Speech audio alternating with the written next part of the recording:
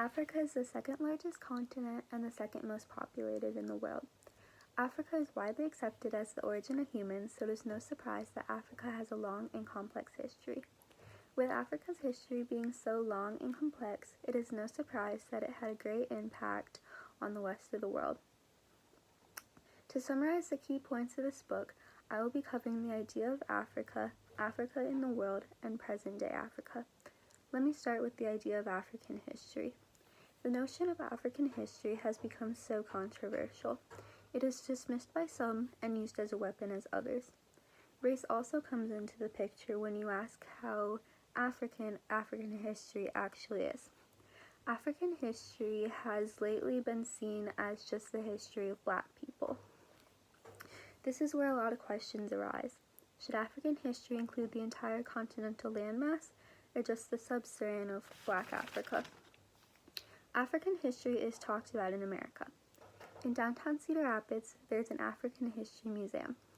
The mission of the museum is to preserve, publicize, and educate the public on African American heritage in Iowa. This can be tied into African history in the world. Many countries have history that involves Africa. In China, Arab traders brought African slaves.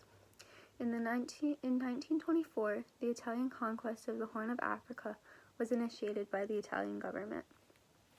In the mid-16th century, Black Africans arrived in Japan as slaves. A few thousand Africans arrived to Canada as slaves in the 17th and 18th century. The United States also has a long history of slavery and segregation. The slave trade obviously had a large impact on the world's history, but let's talk about the impact that it had on present-day Africa. The slave trade had a negative impact on African societies, and the trade had negative effects when it was happening, and recent studies show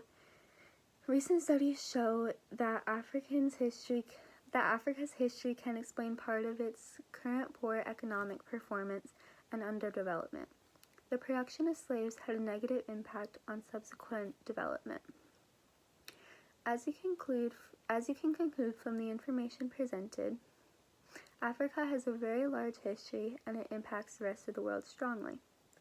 Considering the idea of African history, Africa in the world, and Africa in the present day, the world is very strongly impacted by the history of Africa.